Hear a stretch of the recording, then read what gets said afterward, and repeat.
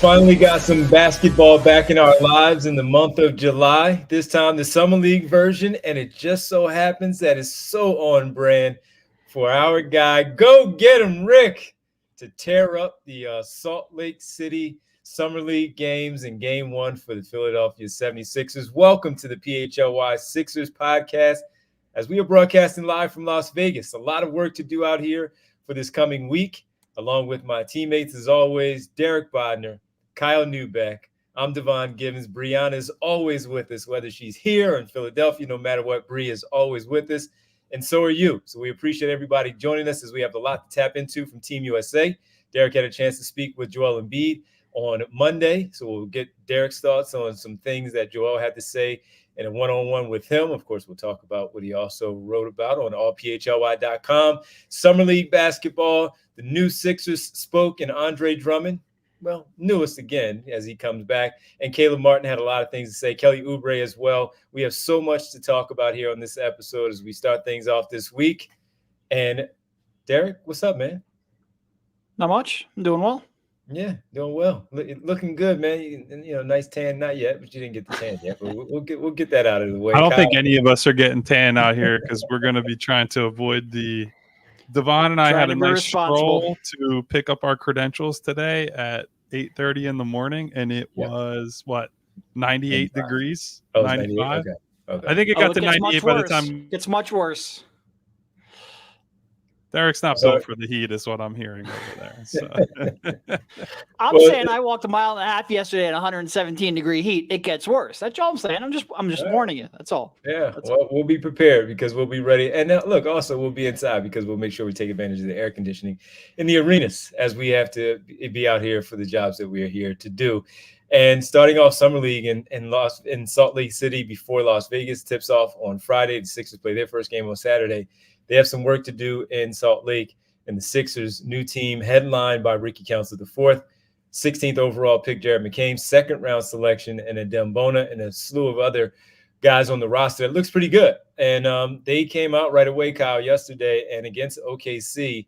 You watched it on the plane. I watched it before we started the show because it was on television, so I had a chance to really catch up on the things that you told me about, some of the things that I watched in the highlights.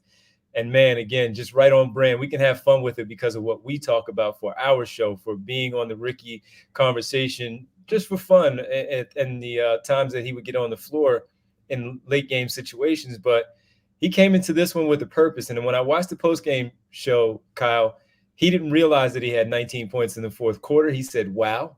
He said that he felt like he wasn't being aggressive enough. He was a little too passive in the latter parts of the game.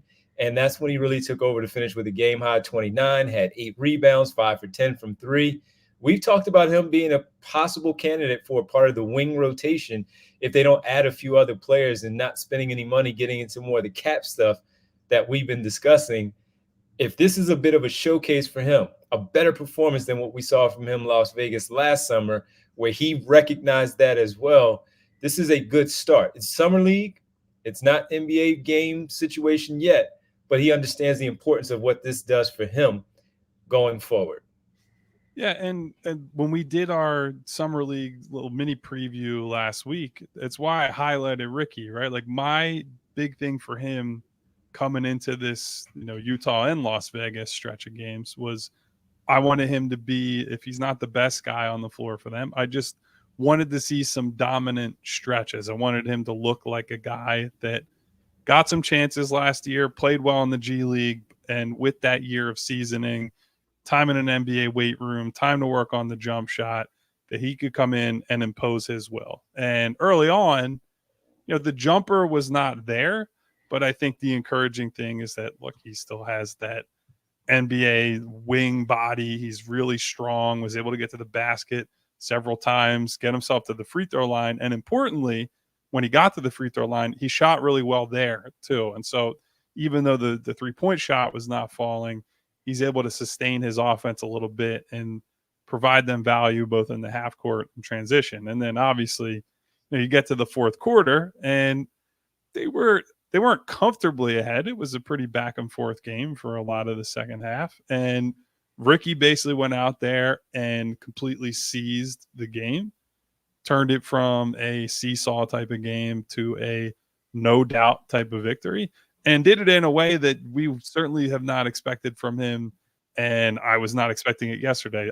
As Devon alluded to, I was watching this game on plain Wi-Fi, and so it was a little stuttery. I was a little bit behind the general public.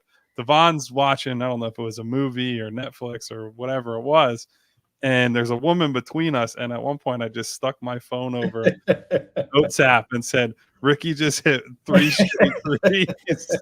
And then as the flight's ending, I was like, dude, he scored 17 consecutive points for the Sixers. So look, am I expecting that every game?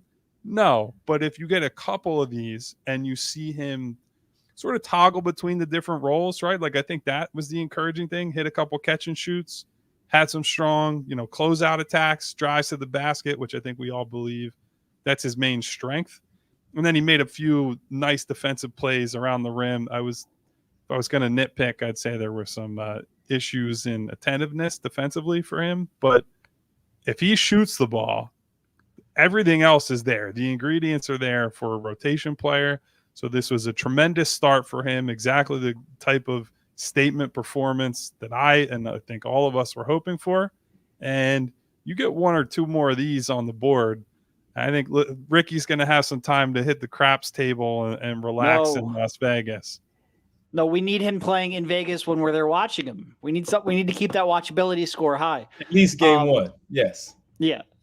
Couple. Give me a couple. We don't need a deep playoff run. That's not what Summer League's about. But a couple. Give me a couple. Yeah. No, I mean, I thought the encouraging thing was early on. He had that and one drive where he absorbed the contact, made that shot on the way down. And that's what you expect Ricky Council to be able to do.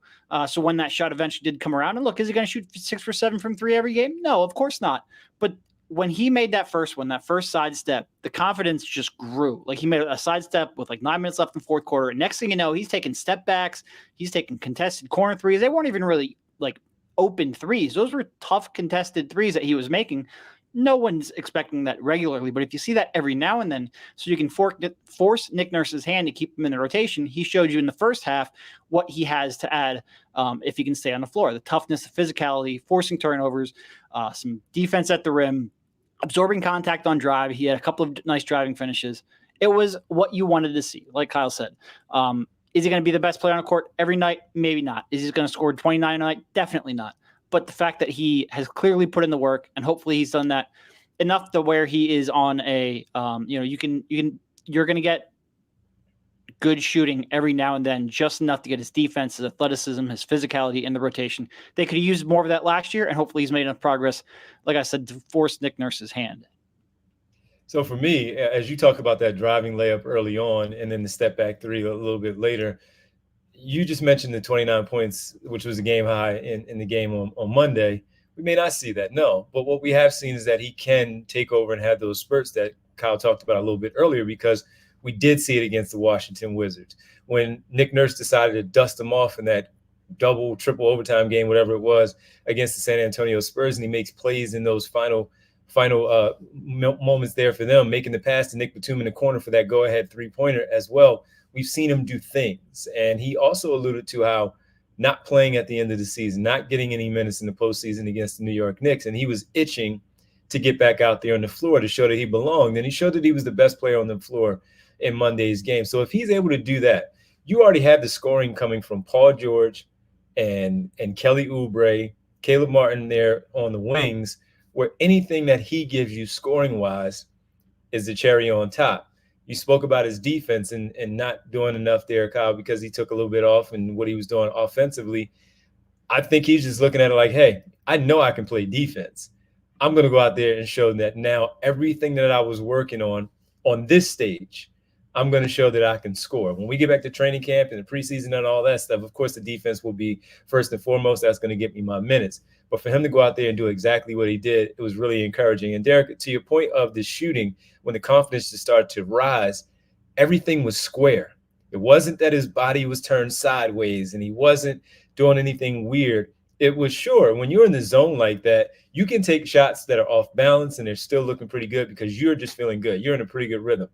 But he was still square. And that's one of the key things that he has to have with the awkwardness of his shot, he has to make sure that at least his body is square, his feet are set, his shoulders are square to the basket to get a good look off and give himself a chance to make that shot. And that's exactly what he did in that game against OKC yesterday, and he was just feeling good. And then he just topped it off, of course, with the C's parted when the dribble handoff. He got down the lane and he finished with that emphatic dunk to finish with 19 points in that fourth quarter. He was unbelievable. And if he can keep that up, like you guys said, he'll probably be sitting for a majority of the Las Vegas Summer League. But this will be important for his confidence going forward, because once he does get back here and he's going to have this competition with all of these other wings to squeeze in 7 minutes a game to see if he can increase that. These are going to be really, really big for him right now to see for this coaching staff to see how he's working, what he's already done in Philadelphia at the training facility in Camden already, and see how that will translate later to the floor. And look, I think I'm glad that Derek brought it up, and Devon, you expanded on the confidence thing, right? Because I don't think any of us are expecting Ricky Council to go from a guy who people were like, well, that shot is just completely foobar and he's not going to shoot in the league, and that's the main reason he's probably not an NBA player, to, oh yeah, he's going to be a 38 to 42% shooter this year on like any kind of reasonable volume, right? Like that wouldn't be realistic to expect. But he did pretty well there last year, just on the low volume, on the opportunities that he had. And as long as the confidence is there and he's willing to shoot through some of these tougher, Devon's slacking me in the middle of the show, sending off notifications, by the way. As long as he's willing to play through these slumps, right? And make sure that if Joel Embiid is double teamed and the ball swings his way, he's not record scratching. He's getting shots up. He's keeping the defense honest. That's one of the big keys for him. I do think, again, I'm not harping on the defense, because to your point, it is summer league and he's working on other stuff. And there were a few times yesterday where he seemed to think guys should be doing something different, was trying to take a leadership role on that end. Like, hey, what are we doing? That kind of directing traffic, that sort of deal. And so that I certainly give him credit for. Defense is going to be the main thing to keep him on the floor on a consistent basis, to try to beat out veteran guys. But the 3-point shots, the swing skill, and that's really the long-term thing, because I think we've already seen as a slasher, he's somebody who can get work done, right? Like, he's even at year 2, he's got better physical tools in terms of the strength, and obviously has the height and length to finish as well. But in terms of the strength to go through guys, he's ahead of guys that are 5 and 6 years older than him. He is physically developed and will be able to lean on that as everything else comes along. So if he just gets that catch and shoot jumper, I don't think he's going to run enough offense that we have to worry about like the sidestep, the step back type shots that we saw yesterday. So as long as he can hit some standstill threes, I mean, I think it should be hard to keep him out of the rotation if he shoots even average to slightly above average from 3. Oh yeah, if he's shooting average to slightly above average, it's a no-brainer. I'm still a little skeptical whether or not we can expect that early on in his career. I think he's clearly made progress, but doing it in NBA games against NBA defenders, like, we're going to have to see it.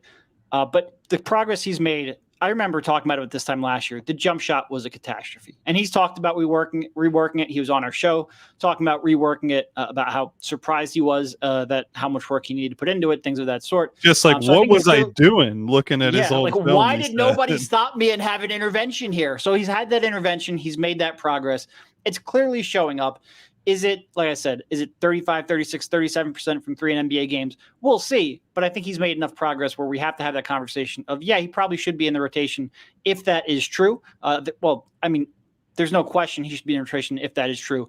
But I think he should get a shot to prove whether or not he can do that in games early on in the season, because the physical tools are just so unique on this team. And they're, I think, the kind of tools and versatility that Nick Nurse appreciates in a player, especially a wing player. And if you have a couple of those guys now, and Ricky's shot is legit, and you have that kind of versatility, that switchability, I think he can be a real asset to the team. So like I said, early on in the season, give him a shot, see whether or not that three-pointer has made progress. And quite frankly, even if he struggles, let's say he shoots 20% from three out of the gate, keep bringing him back. Maybe he's not an every night fixture in the rotation, but certainly don't staple him to the bench because he needs a chance to shoot himself out of it and get reps in games. And I think his overall talent level is enough to warrant that. And let's just add into the fact that the guy just brings energy too. Well, how many times will we sit there and watch the games together and say, this team is lacking energy right now. Just get Ricky in there for 3 minutes to just do something, throw his body around, dive on the floor, get a loose ball, maybe get out in transition and finish. And that energy that he brings is infectious. It'll wake a team up. And that's something that he does. That's a value skill right there for a player who only gets a limited time of minutes, but he makes the most of it. Derek, when you say all that about him, what does it do for a player when he talks about it himself, speaking about the fact that he remembers that he was 1 for whatever in Summer League last season, and he wanted to come back, and while this was only game 1, they have a game tonight as well, that he just simply wanted to prove that was not who he is. Yeah, and even beyond just the Summer League, like he wants to play NBA minutes, and he knows that this is the first step in him doing that, and proving himself here and having the growth offensively, because everyone knows what he can do defensively. Everyone knows what he can do from an athleticism standpoint. He needs to show that he has had growth offensively and that he's progressing towards being a legitimate NBA player on that end. And to come out here, clearly he looks at this as an audition, as a chance to prove himself. Probably what you would guess a little frustrated. He maybe didn't get in the rotation later on in the season, given what he was showing at various points. And this is a chance to take all of that. The disappointment last year in Summer League, maybe disappointment if he had it down the stretch of not playing more, and the goal and the drive to get more playing time this coming year. This is all his first chance to sort of, disprove some of that and prove the progress that he has made. And it went better than I think you could have hoped for. I mean, clearly nobody saw him scoring 16 or 17 points or whatever straight in the fourth quarter, ending up with 29 leading the game. That was as good of a first Summer League game as we've seen from young kid in a while. Doesn't quite top Furkan's 40 points in the Summer League, but it was a real good one. It was a really good one. And we just passed minute number 16 on our show here so far on this particular episode. And that, Do we need to have like a go get him Rick every time we get to minute 16? Maybe. But the only problem is it looks like Caleb Martin, based on his little press conference today, is wearing number 16 now. So Ricky may have a new number. We'll have to talk to him about that once we see him later. I wonder what Ricky will get for that. Like usually you get something like a watch, something of that sort. I would hope so. You've got to give him something. Yeah. I would hope so. So since we do that and we pass on and we move past minute number 16, 16th overall pick, we have to talk about him too. He played in the game also. Had a pretty solid game in his debut, Summer League debut for the Sixers. We'll talk about Jared McCain, Adem Bona as well when we get back right here on our Las Vegas edition of the PHLY Sixers podcast. Well, guys, if you're in somewhere that's super hot like Las Vegas, or even back home in Pennsylvania where the humidity will get you, you might boil over. You might be frustrated like, man, what a terrible day this is. When you're ready to chill out, sit back, relax, get a break from the heat, you know that you can reach for an ice cold Coors Light and choose chill. Coors Light, you know you're getting an ice cold beer because the mountains turn blue on the bottles and cans when they hit that perfect temperature. I don't know if super producer Bree can actually pull it up, but as Devon and I were walking through the Vegas heat this morning and saying, woe is us, this really stinks, we found a little oasis, an inside pathway, and what do we see over top of a bar but a sign from our friends at Coors Light that says, chill, it's happy hour in Las Vegas. And I was just thinking to myself, man, there we go. Perfect. Right up on the screen for us. It was like seeing an oasis in the desert. It was perfect. And it was a little too early for me to get started today. We do have our It was Team 9:30 duties in the morning. Yeah, so a little too early. As my grandfather used to say, it is past noon in Dublin, so you can always get away with that one. But when you're ready to choose chill, you can then step aside, have a Coors Light, cold layered, cold filtered, cold packaged beer with a smooth finish. Get that mountain cold refreshment no matter where you are. When you choose to rise above it all, choose chill, choose Coors Light. Get Coors Light delivered straight to your door with Instacart by going to CoorsLight.com/PHLY basketball. Celebrate responsibly. Coors Brewing Company, Golden, Colorado. We also want to make sure we tell you about TrueMark Financial. TrueMark Financial's rewards Visa credit card, to be specific. Earn rewards for each purchase using TrueMark Financial's rewards Visa credit card and redeem them for travel and retail gift cards. Build credit through timely payments and low credit utilization. Enjoy fraud protection with features like zero liability. We also want to make sure we tell you about options you have with TrueMark Financial. Saving options you have with TrueMark Financial. They have a traditional savings account, basic savings account offering a place to deposit funds, earn interest, and withdraw money as needed. There's also a money market account, which combines features of savings and checking accounts, offering higher interest rates and limited check writing capabilities, easy access to your money when you need it, and finally, a certificate, fixed long-term deposit account with predetermined interest rates and maturity rate, offering higher interest rates for locking in funds for a specific period. TrueMark Financial is federally insured by the NCUA and is an equal opportunity lender. For more information, visit truemark.com/PHLY.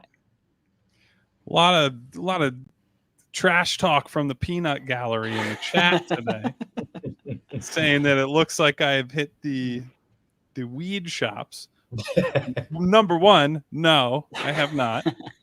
Number two, it is legal here if I did. So they are everywhere. Like any trouble.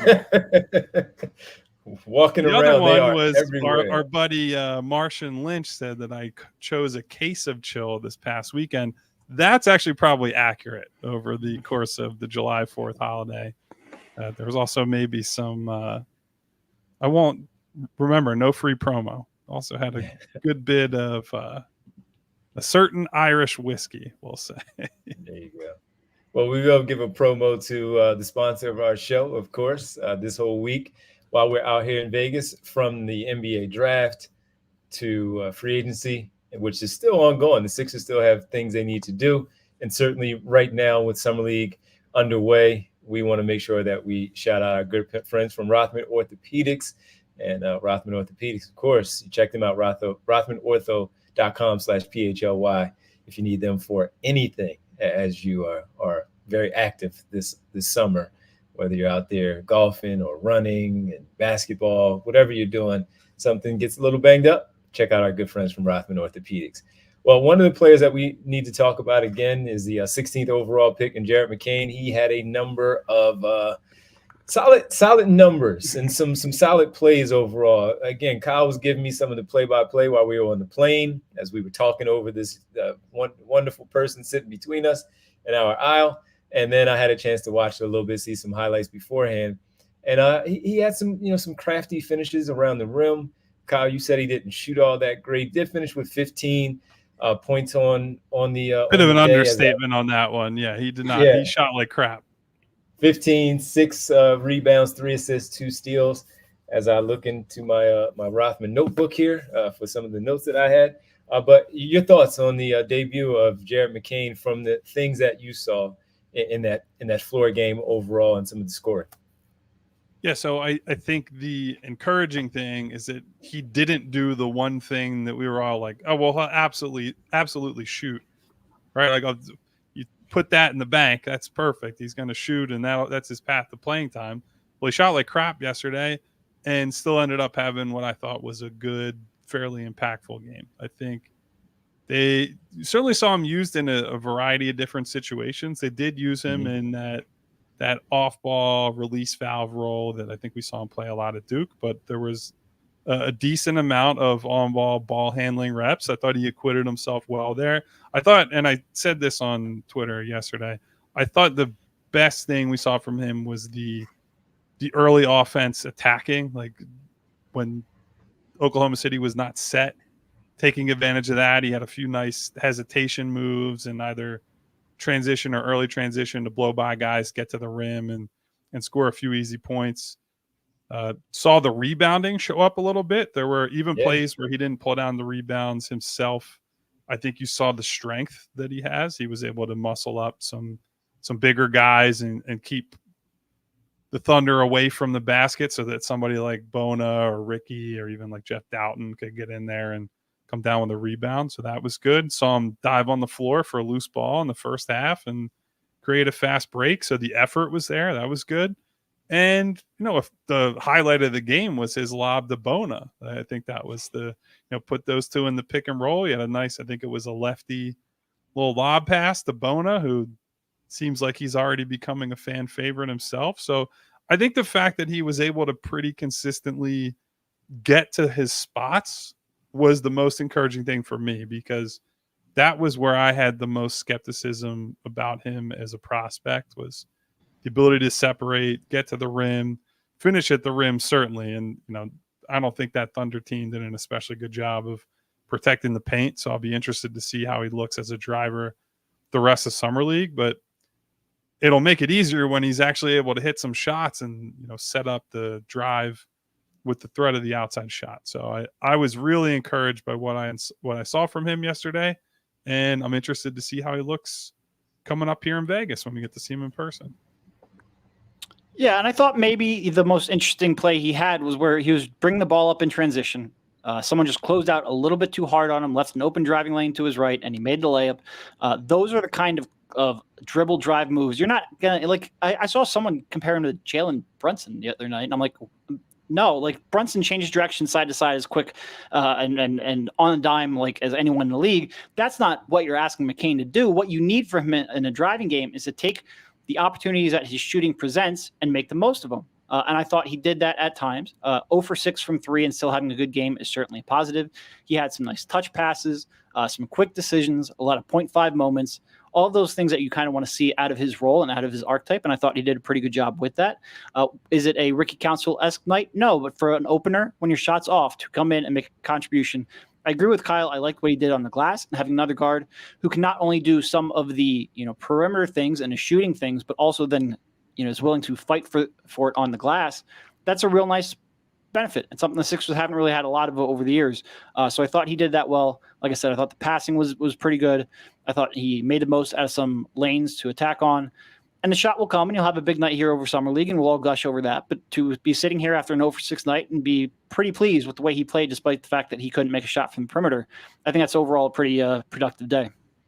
And while you're on that, real quick, Devon, while you're on the comparison, Derek, I saw Mike O'Connor from the Ricky threw out a Brogdon comparison. I actually see that a little bit more in terms of the having to use the change of pace a bit more. It's more of the below the rim style player, but not that side to side burst that Brunson has. And so I like that as a potential comp for him.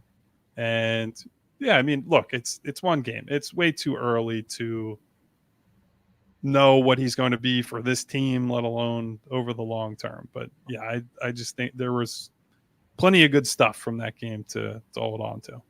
I was looking at, to your point, first of all, the nose for the ball, the knack to find a way to get those rebounds. That's something that stands out, because how many times did we see where other teams get those rebounds? And we saw it lastly in the postseason against the Knicks, where everyone had a nose for the ball except for any player on the Philadelphia 76ers.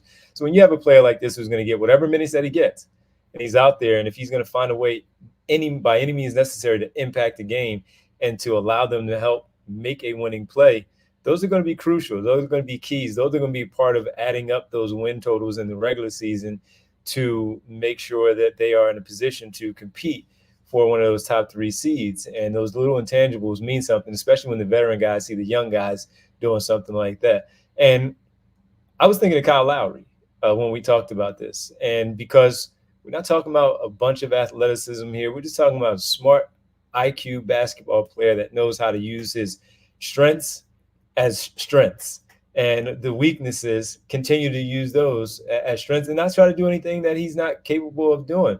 Kyle Lowry is, we talk about a gold medal winner, a world champion, face of a franchise in Toronto where he didn't even want to be, it seemed like, for a while, thought he was going to get traded, turned all of that into a fantastic career where we're talking about him in so many different ways because of everything he has done, making the most out of his career. Now, Kyle seemed like he was much quicker off the dribble than Jared McCain, but when you bring up Malcolm Brogdon as an example that Mike O'Connor talks about, that's a guy who is, kind of not the quickest, but the angles, the first step of getting past your man and having them on your heel, having you on the back, and then the creativity as a smaller guy where you have to work on those things. Tyrese Maxey talks about it even with his speed. I had to learn how to shoot higher over these guys. That's why I have the levels that I do on the backboard. That's why I jump off the wrong foot, to give myself an advantage against these longer and more athletic defenders so they cannot block my shot.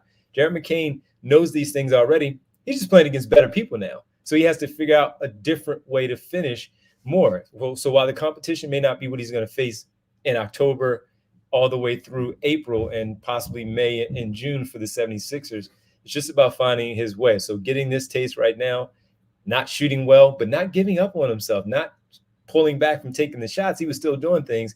And as you guys talked about, making those other plays, making that dive play on the floor that led to a fast break dunk the other way, just doing winning stuff. Nice lob to Bona also to do things to help lead to the team winning. Playing off ball when Jeff Doughton is running the offense the other way. And so you saw a lot of different things. And we have so many more games to see from him, but that was a pretty good start for Jared McCain. Saw somebody say it in there. He's kind of slow. Yeah, he's not the fastest, but it's about how you use your quickness. He doesn't have to be fast in terms of a speed demon and beating Deshaun Jackson down the floor or down the field. You just have to make sure that you use your angles and know the speed and getting by your defender, how to get that shot off and knock those down. And when he knocks those down, they'll start to come in waves, and we'll see that on a consistent basis from him. And look, the last thing on him I'll say is that if you want to try to draw that line to Brunson at all, I think the thing that you saw yesterday that I saw a lot at Duke and that I think Brunson does really well is just hitting first, right? Like if you're going to be the smaller guy, you have to initiate contact pretty much constantly to be able to create separation. I mean, you see it on the rebounding, certainly, right? Like he's not waiting he doesn't stand there with his hands out just hoping the ball is going to come to him.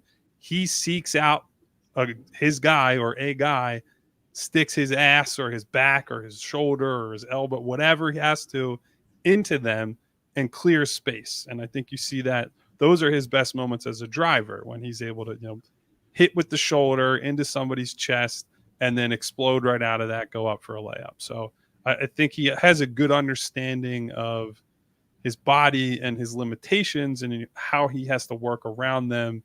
And so for a guy who's coming in, having only played 1 year at college, I think he's got a pretty well-realized game for the role they're going to ask him to play. Yep. All right. And we have to talk about his classmate, and that will be one Adem. Sorry, I keep saying it. Sometimes I say Adam just because, but Adem Bona. We'll talk about him on the other side and some things that he did as we come back here on the PHLY Sixers podcast.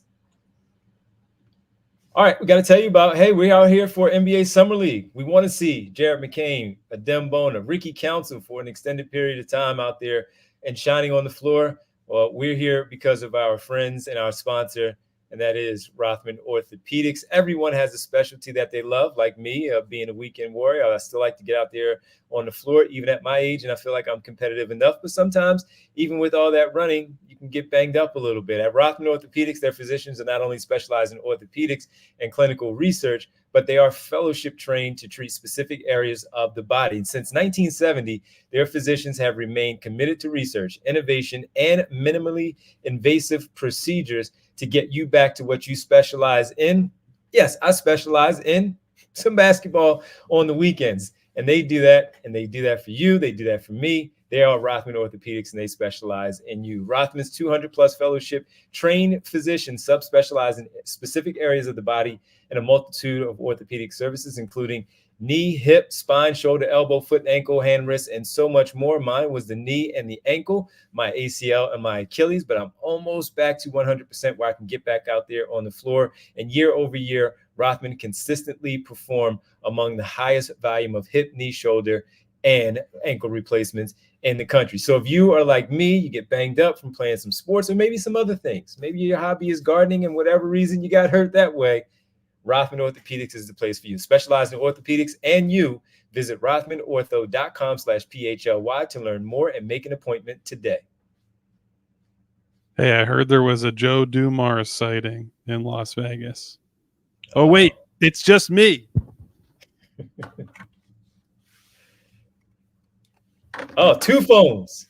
Two phone baby Keem over here. Guys, I know I've been telling you about this for a little while now.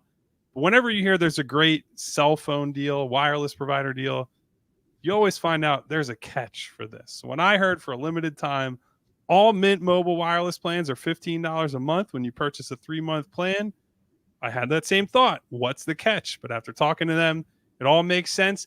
There isn't one because Mint Mobile's secret sauce is that they sell wireless service online. They don't have retail stores or salespeople. Instead, they deliver premium phone plans directly to you. So say goodbye to your overpriced wireless plans, jaw-dropping monthly bills, and unexpected overages. Say hello to Mint Mobile, Ryan Reynolds, and $15 a month.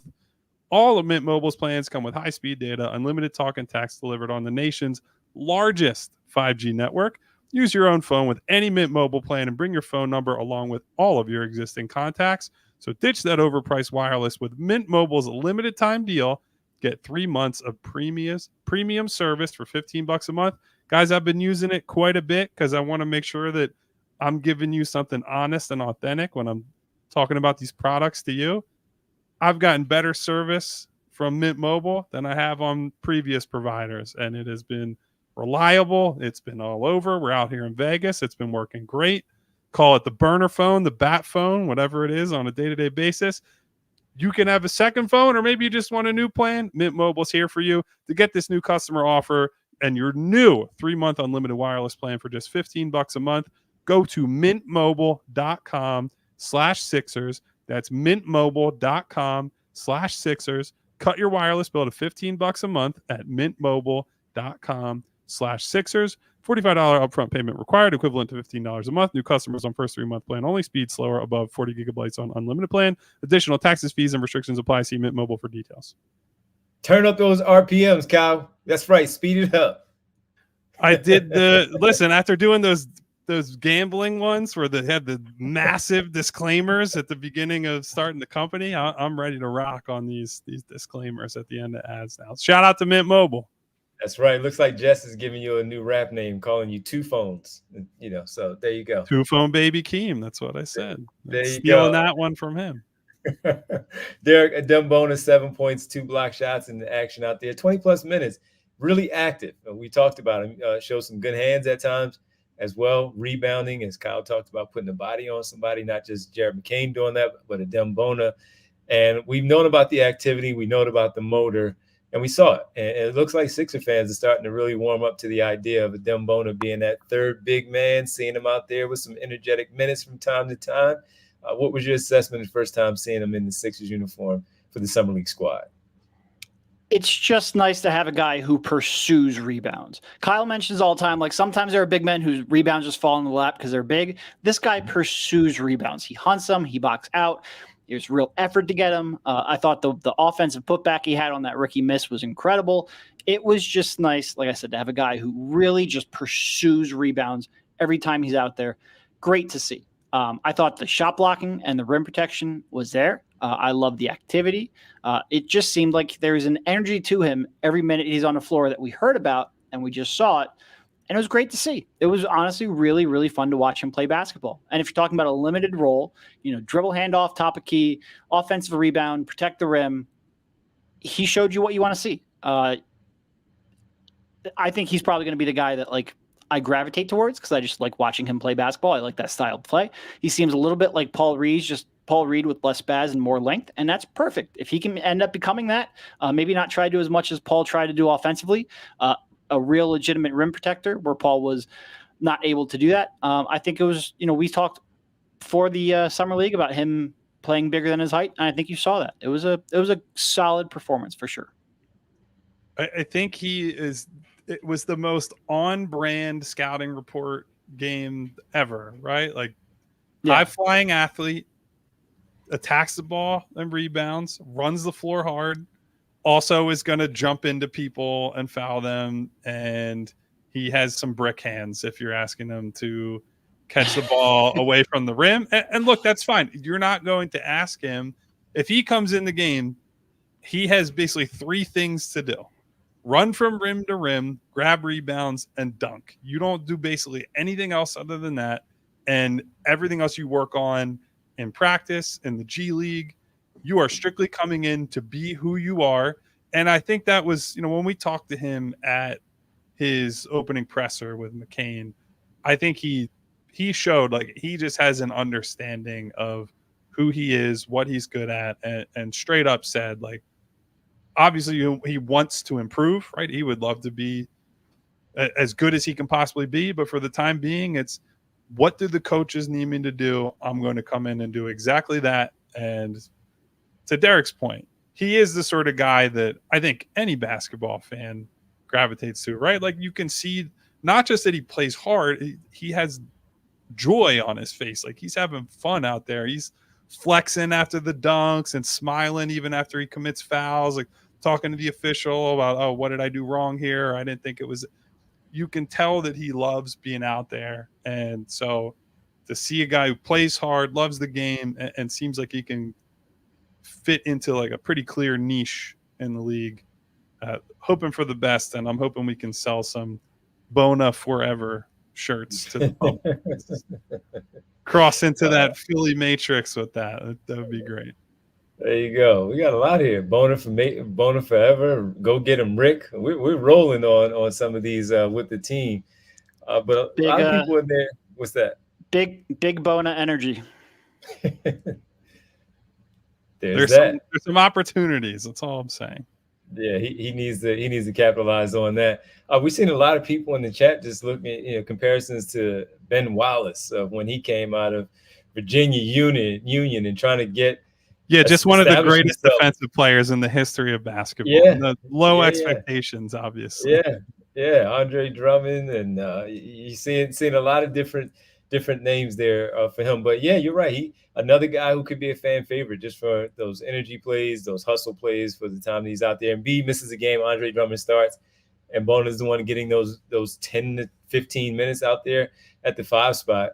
He's gonna ingratiate himself with a lot of the fans here. So if he keeps this up, it should be pretty good for him. And as you said, just doing whatever the coach said. And also, Kyle, you said it with the hands on the perimeter. That's why I said he showed okay hands, better than we expected, because everything was on the inside, and that's all he needed.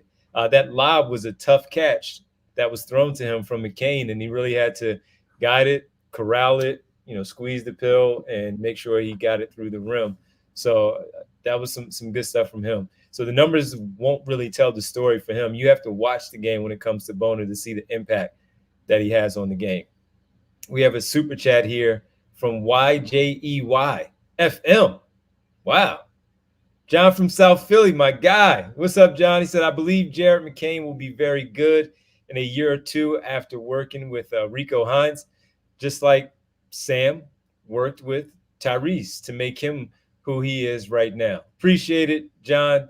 Always good to catch up with you, man. Thanks for the super chat. Thank you, John. Jared, appreciate it. What do you guys think of that?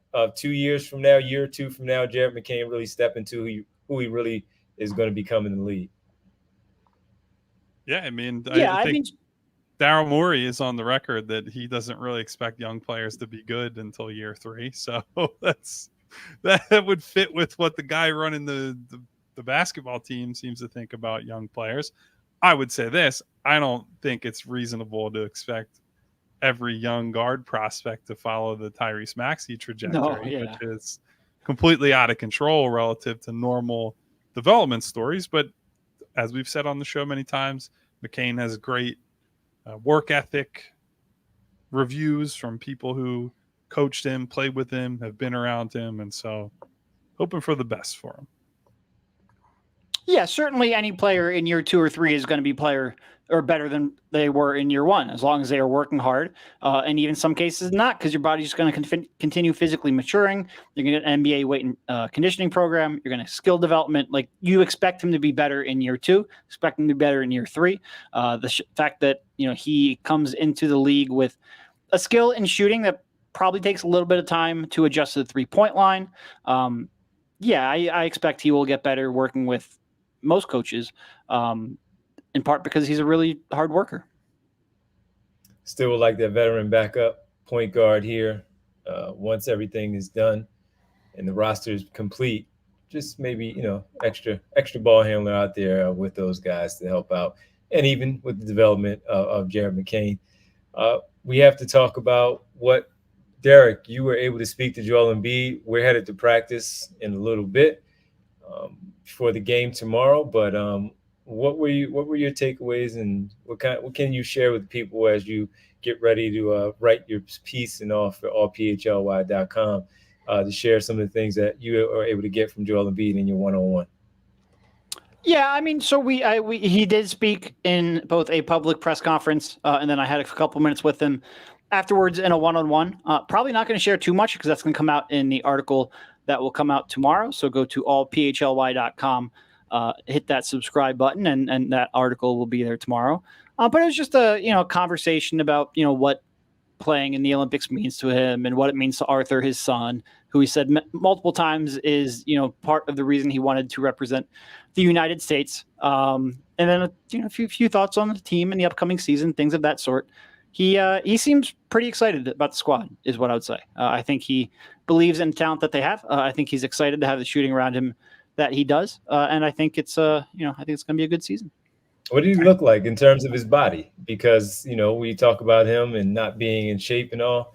How did he look? Did he look like he was in basketball shape so far? Yeah, I mean, he looks like the Joel Embiid we saw a month and a half ago. Doesn't look substantially different. Certainly not any worse. Wouldn't say he looks like a completely different player. He looks like Joel Embiid, and we will go and see him again here pretty much right when this show closes. We will head over there to the training and get a chance to watch that. They do let us watch a good chunk of scrimmaging, which is always nice to see.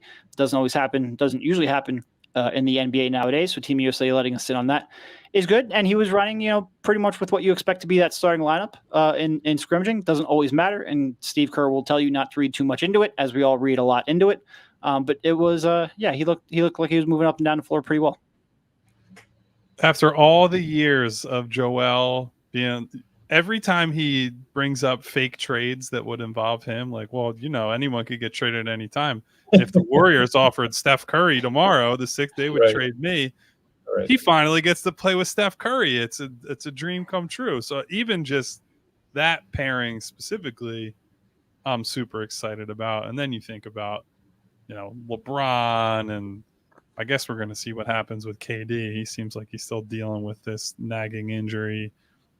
The LeBron one's interesting too, because I know he's older now. He's not quite as athletic, although he's still, top 5% of any athlete in the world currently at age 39 or whatever. But maybe you get a little taste of what would have happened if LeBron chose the Sixers door in free agency all those years ago now in 2018. So that'll be fun. I know I've been harping on this even before we came out here. I'm just excited to see, as much as the games and the practices and the work they're doing here, what the impact is going into the season. And assuming they win the gold, which they should, they certainly have the best crop of talent and should win, but you never know. We'll see. Once he gets a taste of some high-level winning and competition, how much more that fuels him this upcoming year.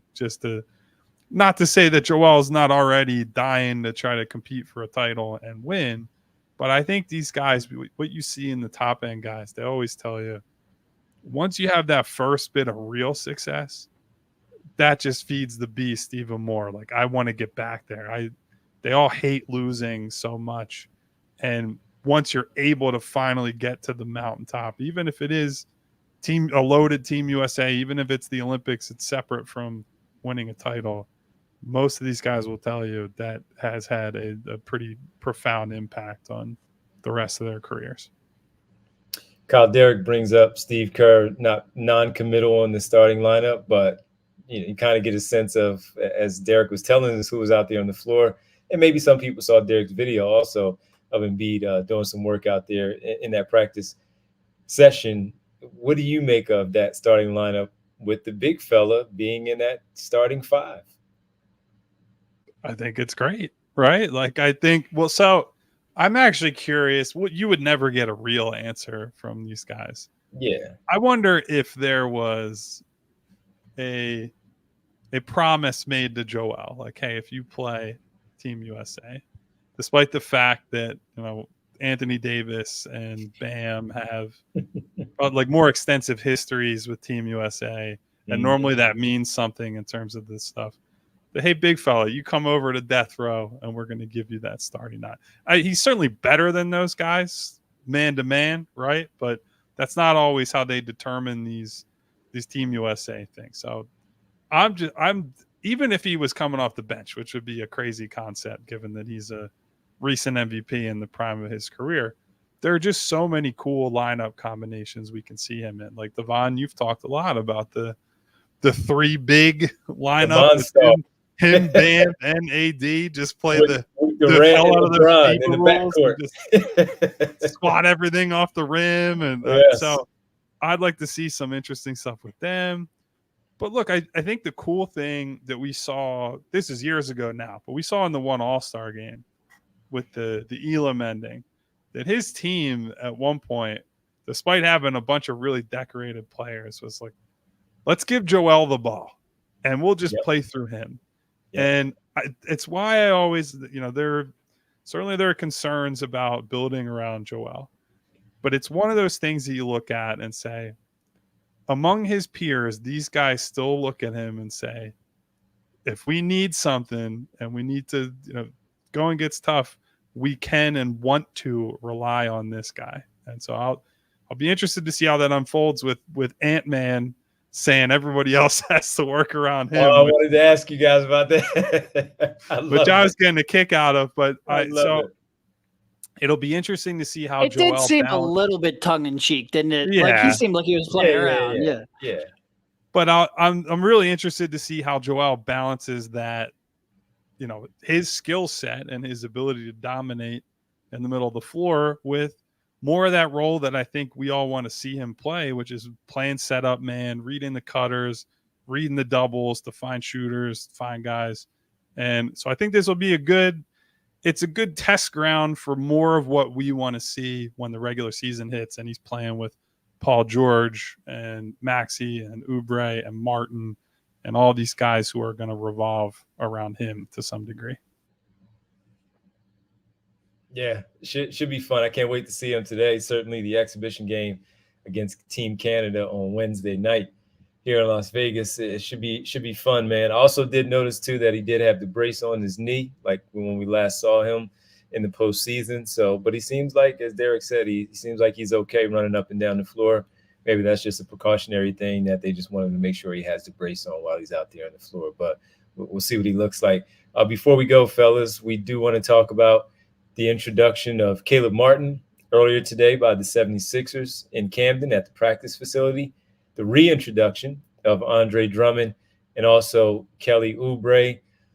Derek, Caleb Martin talking about playing for Nick Nurse, playing in the winning situation, the Nick Nurse piece when he's looking at Kyle Lowry, one that he looks like up to like a big brother.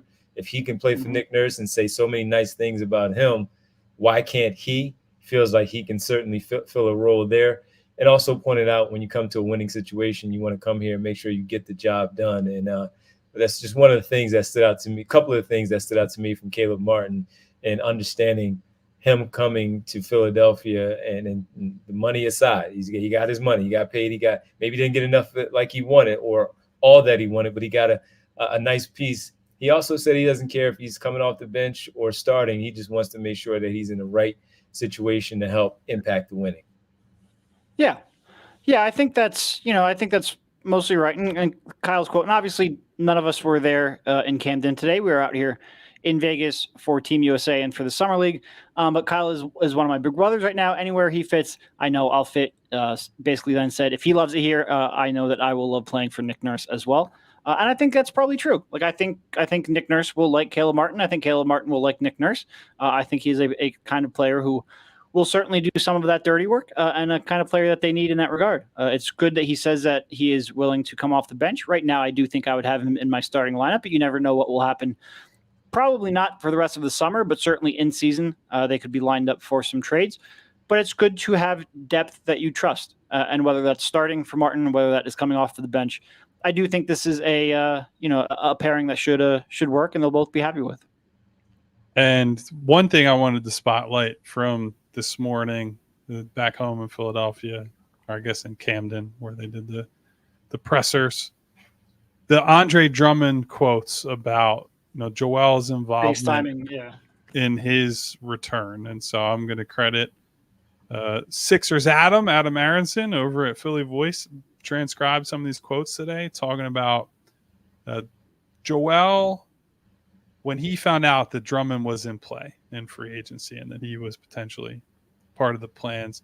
Drummond said that Embiid FaceTimed him and was like, look, I would really like you to be here. And then he was excited, pushing for him to come there.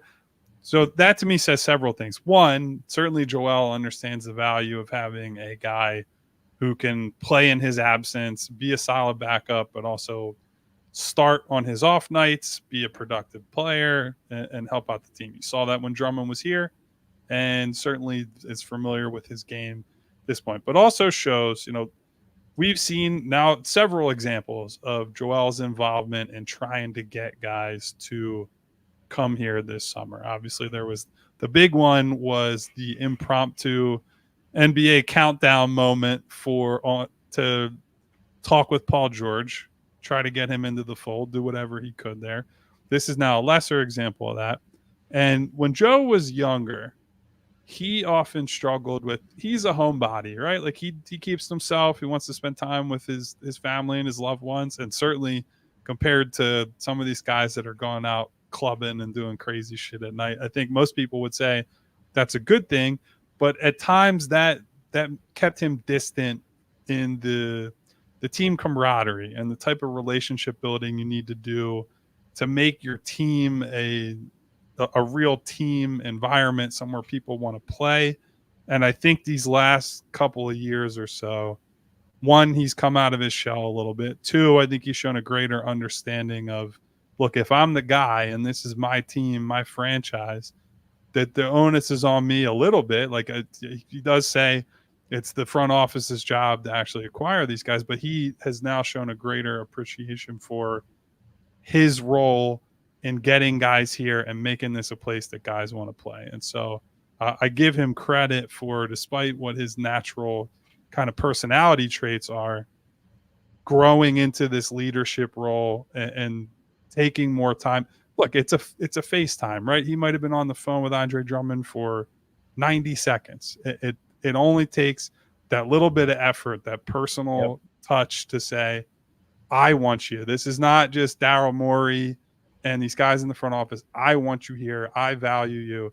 That goes a long way with a lot of these guys. I'm glad to see him stepping up in that regard. Yeah, it was cool to see that they still were in communication even after he left and was traded to Brooklyn, and for him to then reach out. We know the importance of the backup big man position. He said he also takes that as a level of pride too, that he's the best backup to play behind Joel Embiid in his time here. So can't wait to see him again. Can't wait to talk to him. He's always a fun conversation also. So to get him back into the mix here and talk with Andre Drummond, it should be good. And he'll also give a little work to Adem Bona in practice as they go. Oh, that's a stylistic matchup. I can't wait to see a little bit of. Absolutely. So Gene was asking if we spoke about Tyrese Maxey's video from the other day. We got to get ready to get out of here, but fantastic video from the Sixers and putting together the presentation that they did and showing the importance of how much he means to the city, to the organization. Great person that he is, that's turning into a very, very, very good player in the NBA. Fantastic tribute. It was about 6+ minutes. I've never seen anything like that from the organization of just extending a guy, but that's how much he means to the organization. So it was a first-class thing that they did. It was really cool to see it. Tyrese Maxey getting emotional, and the other cool part was just hearing him speak to Joel Embiid directly about how he doesn't want to let him down in their relationship, and Embiid speaking about how he is, very happy to see what he's doing and how much he means to him. And he's been the best partner, bar none, that he has had in the time that Embiid has been the face of the franchise. So pretty cool stuff. We can talk about it a little bit more tomorrow when we have a little more time, because we do have to head over to practice. And Sanj just sent in a super chat on our way out. Keep cool and enjoy a Coors Light on me. Thank you, Sanj.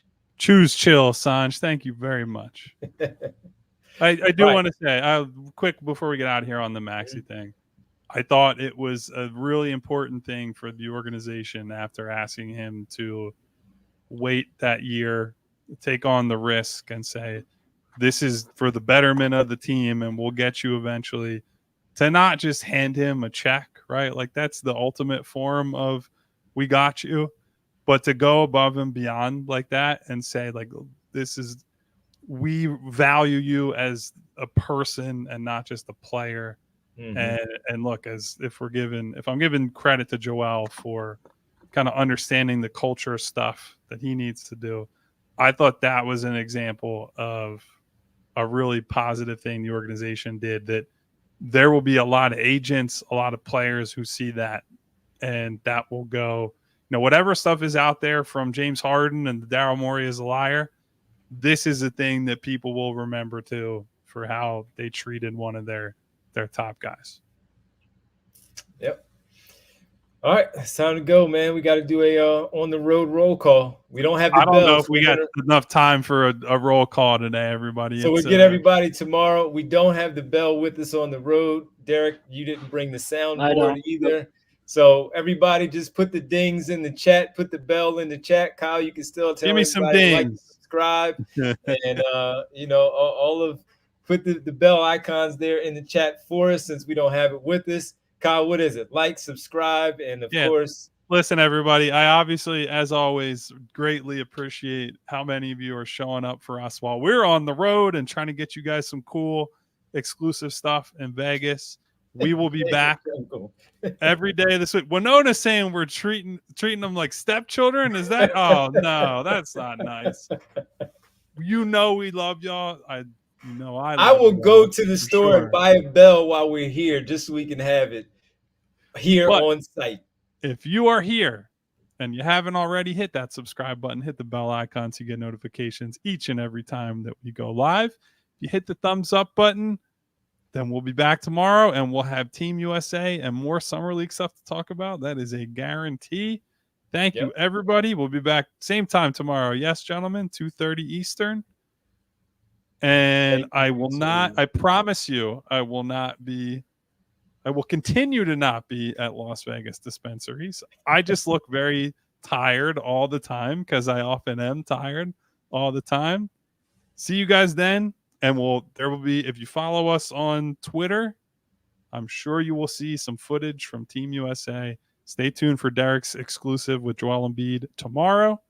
Catch you guys then, and thank you to super producer Bree. And also, we appreciate our sponsor again all week long while we're here, our great friends from Rothman Orthopedics. Everybody, for Derek, Kyle, Bree, I'm Devon. We'll talk to you tomorrow, same time, as always, 2:30, right here on the PHLY Sixers podcast. We'll talk to you then.